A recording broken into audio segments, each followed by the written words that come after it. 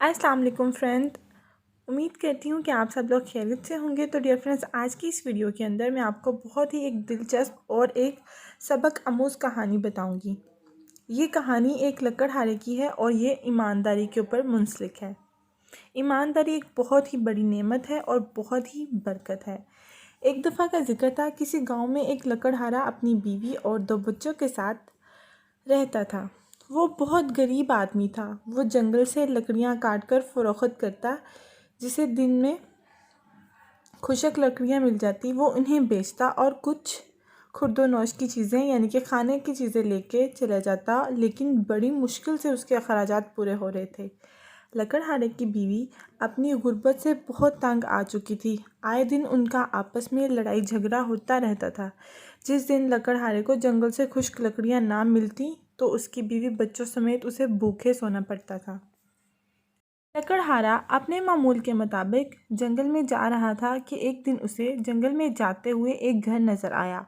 वो दबे पांव उस घर में चला गया। वो घर बहुत ही खूबसूरत था। हर चीज़ नुमाया साफ शफाफ रखी गई थी। इतना साफ सुथरा घर उसने कभी नहीं देखा था। जब उसने घर में चारों तरफ नज़र दौड़ाई तो उसे कोई नज़र नहीं आया। लकड़हारे ने सोचा कि अगर इस घर में कोई रहता ही नहीं तो ये घर इतना साफ सुथरा कैसे। खैर, वो एक लंबी सांस भर के मेज़ पर जाके बैठ गया और अपनी बीवी की बातों को सोचकर परेशान होने लगा कि अगर आज भी घर जाते हुए कुछ लेकर ना गया तो बहुत झगड़ा होगा। इसी दौरान किसी ने इसके कंधे पर हाथ रखा, लेकिन वो अपनी परेशानियों में गुमसुम सामने की दीवार को बेख्याली में घूर रहा था और अंदर ही अंदर उसे अपनी हालत ज़ार पर रोना आ रहा था। अचानक उसे ऐसे महसूस हुआ कि उसके कंधे पर किसी ने जैसे हाथ रखा हुआ हो। वो फ़ौरन खौफज़दा हो गया और उसके जिस्म से पसीना छूटने लगा, कपकपी तारी होने लगी। लकड़हारे ने अपनी नशिस्त से उठते हुए पीछे मुड़कर देखा तो एक पुरइसरार शक्ल देखी और देखते ही चला गया। ऐसी अजीबो-गरीब शक्ल जिसका उसने कभी तसव्वुर भी नहीं किया था। वो ना तो इंसान लगता था ना गधा। उसका पूरा धड़ गधे की तरह था और नीचे वाला धड़ उसका एक आदमी जैसा था। लेकिन वो इंसानी आवाज़ में बोला, घबराओ नहीं, मैं तुम्हें कुछ नहीं कहूँगा। तुमसे पहले भी यहाँ लोग आते हैं और मुझे देखते ही भाग जाते हैं, लेकिन तुम्हें तो मेरे आने का पता ही नहीं चला, वरना दूसरों की तरह तुम भी भाग खड़े होते। अब इसने लकड़हारे से दरियाफ्त किया कि वो किस परेशानी में है, इतना गुमसुम और बेहिस क्यों बैठा हुआ था। लकड़हारे ने बड़ी ही दुखी आवाज़ में अपनी गरीबी का पर्दा चाक करते हुए अपने जुमला हालात के बारे में बताया। वो पुरइसरार मुजस्सम सब कुछ सुनने के बाद बोला, मैं तुम्हारी मदद कर सकता हूँ, तुम्हारी गुर्बत के ख़ात्मे को यकीनी बना सकता हूँ, लेकिन शर्त यह है कि तुम इस राज को राज रखोगे। लकड़हारा बहुत खुश हुआ और सुनते ही उसने कहा कि मैं तुम्हारी हर बात मानने को तैयार हूँ। ये सुनकर उस पुरइसरार मुजस्सम ने कहा कि मैं तुम्हें एक दरख्त के बारे में बताता हूँ जिसके पत्तों में इंसानों के लिए इलाज और शिफा है। तुम उसके पत्तों से लोगों का इलाज मुआलिज करना और जायज़ मुनाफा कमाते रहना। लोगों को शिफा भी मिलती रहेगी, तुम्हारी गुर्बत का भी खात्मा हो जाएगा। लेकिन तुम्हें मुझसे ये अहद करना होगा कि तुम इलाज का बहुत कम मुआवजा लिया करोगे, गरीबों और बेसहारा लोगों को मुफ्त इलाज किया करोगे। लकड़हारे ने इस बात का अहद कर लिया। लकड़हारे के अहद करने के बाद उस पुरइसरार मुजस्सम ने उस दरख्त की शनाख्त करवाई और फौरी गायब हो गया। लकड़हारा कुछ गैर यकीनी और बेकरार कैफियत में इस दरख्त के पत्ते इकट्ठे करने लगा और इसके साथ बताई हुई दीगर जड़ी बूटियां भी जमा करके घर की तरफ पलटा।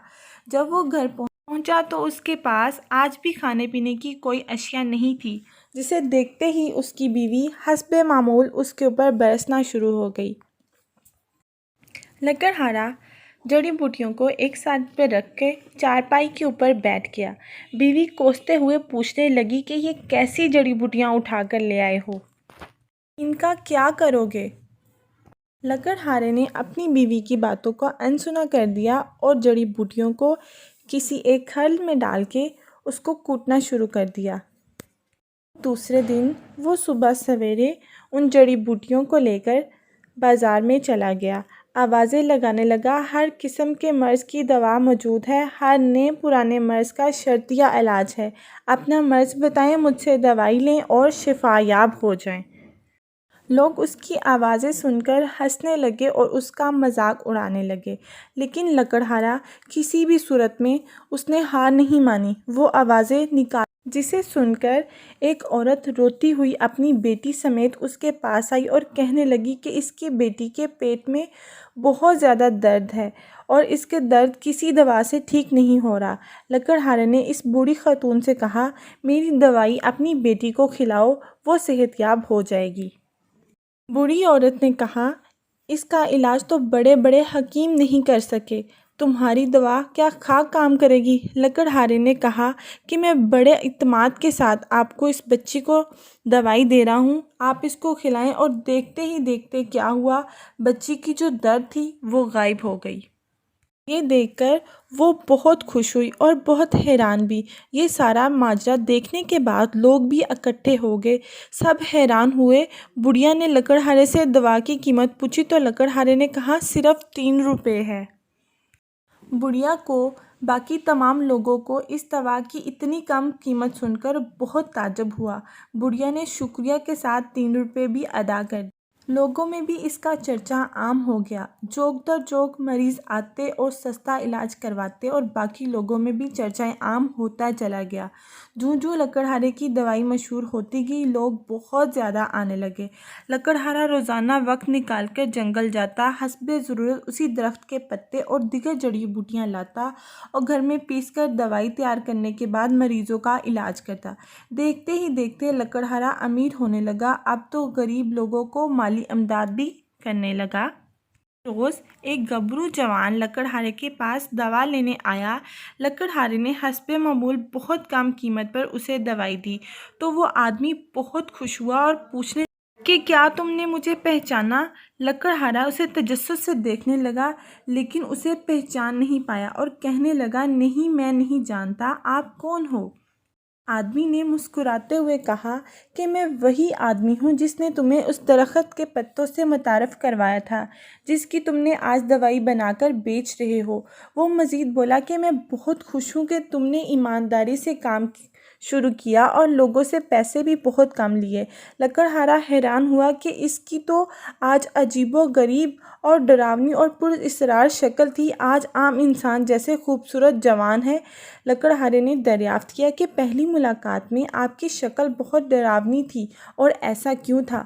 وہ آدمی ہنسنے لگا اور ہنستا ہی رہا اور پھر بتانے لگا کہ وہ دراصل حیوان نگر کا شہزادہ ہے۔ اس نے آگے بتایا کہ وہ اور اس کے بھائی ایک دن گیندا کے ساتھ کھیل رہے تھے اور کھیلتے کھیلتے ان کی گیند جھاڑیوں میں گر گئی۔ جب وہ اسے لینے گئے تو وہاں ایک بزرگ بیٹھے نظر آئے جو اپنی عبادت میں مصروف تھے۔ دراصل ہماری جو بال تھی وہ غلطی سے ان کو جا لگی تھی جس سے ان کی عبادت میں خلل آیا تھا۔ میں تو بچہ تھا اور بہت شرارتی بھی تھا۔ گیندا لینے کے بعد ان بزرگ کی ڈانٹ پر میں ان کے ساتھ بدتمیزی سے پیش آیا، ساتھ ہی انہیں ٹھوکر مار کر میں وہاں سے نکل آیا تو بزرگ نے مجھے بد دعا دی اور میری شکل بگڑ گئی۔ شکل بگڑنے کے بعد میں انتہائی پریشانی کے عالم میں ان سے معافی کا طلبگار ہو گیا، لیکن بزرگ انسان نے ایک شرط رکھی کہ اس کا حل تب ہی ممکن ہے کہ تم اچھائی بانٹتے رہو، مخلوق سے تم بے پناہ محبت کرو، کوئی اچھا کام کرو جس سے مخلوق کو فائدہ پہنچے۔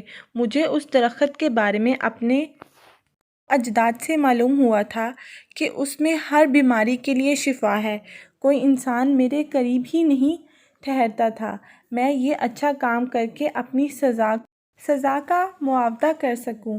جو بھی مجھے دیکھتا ڈر کے بھاگ کھڑا ہوتا۔ میں نے اس سزا کی قید میں برسوں گزار دیے، تب جا کے تم سے میری ملاقات ہوئی۔ یوں تمہاری ایمانداری کی وجہ سے اس بد دعا کا اثر بھی ختم ہوا اور دوبارہ میری انسانی شکل بحال ہوئی۔ اس کے ساتھ ہی وہ تسلسل سے بولا کہ اب مجھے اجازت دو۔ یہ کہہ کر وہ رخصت ہو گیا۔ لکڑہارا اپنی ایمانداری کی وجہ سے امیر تر ہوتا گیا اور لوگوں کا بہت ہی کم پیسوں میں علاج بھی کرتا رہا۔